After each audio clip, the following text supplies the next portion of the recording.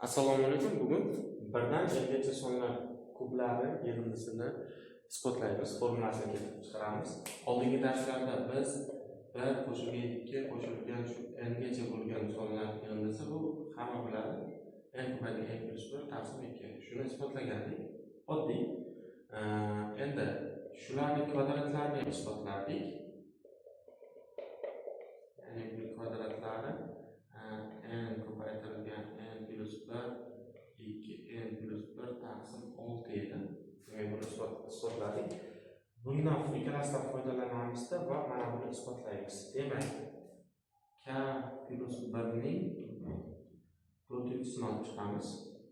Shunda k ning to'rtinchisi plus 4 k kub plus 6 k kvadrat plus 4k plus 1 mana shunday yoyiladi. Demak, bunda k ni joyiga qiymat beramiz. K ni joyiga 1 qo'ysak, 1 plus 1 2 ning to'rtinchisi teng 1 ning to'rtinchisi plus 4 karra 1 ning kubi plus 6 karra 1 ning kvadrati plus 4 karra 1 plus 1. Ana shunday qilib k ni joyiga 2 ni qo'yamiz. Demak, 3 ning to'rtinchisi, 2 ning to'rtinchisi plus 4 karra 2 ning kubi plus 6 karra 2 ning kvadrati plus 4 karra 2 plus 1 va hokazo.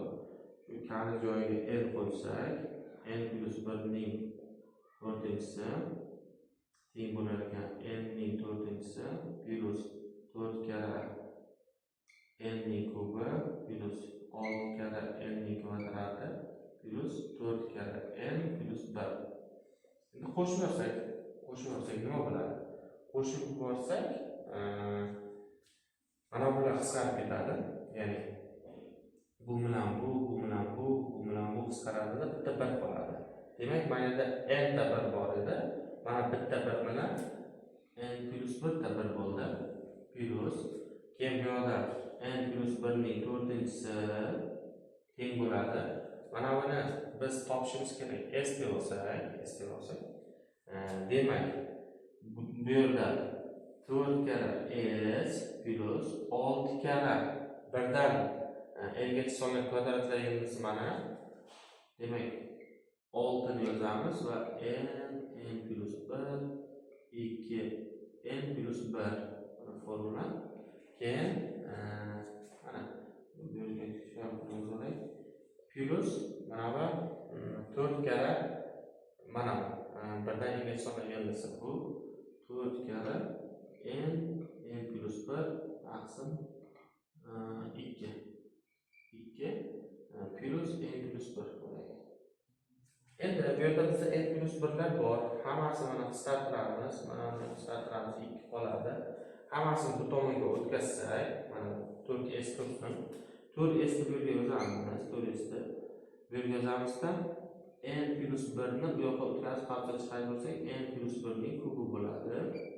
Kubi bilan bu yoqqa o'tkazamiz va bundan n ko'paytirilgan 2n plus 1 bo'ladi. Ayrilgan bu yoqqa o'tgandan keyin bu n qoladi. Ayrilgan 2n va ayrilgan 1 qoladi. Demak, bizda mana shunaqa ifoda hosil bo'ldi. Mana shu yerni soddalashtiramiz hozir. Ochib va 4 ga bo'lib qo'yamiz. Demak, nimalarni qilamiz bu yerda? Mana buni ochib chiqsak, bu n plus 1 ning kubi bo'lib tursin. Bu yerda 2n kvadrat minus n minus 2n minus 1. Demak, bu n plus 1 4s kerak. Demak, simiz bu yerda bizda n plus 1 ko'paytmasi.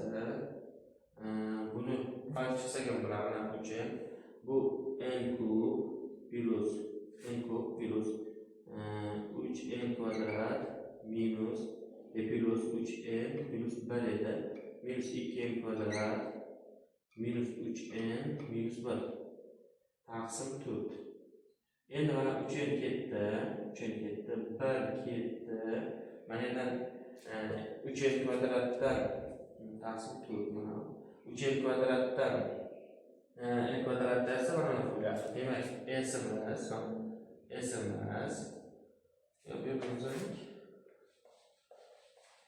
demak, birdan sms n plus 1 bu yerdan n kvadratni chiqaramiz. Shunda n plus 1 bo'ladi, yana taqsim 4 bo'ladi. Demak, buni qanaqa yozamiz? n plus 1 ko'paytirilgan n taqsim 2 ning kvadrati. Demak, bu son mana bu son s sonimiz 1 plus 2 plus 3 plus n degan sonning yig'indisining kvadratiga teng ekan. Bu esa shu 1 ning kubi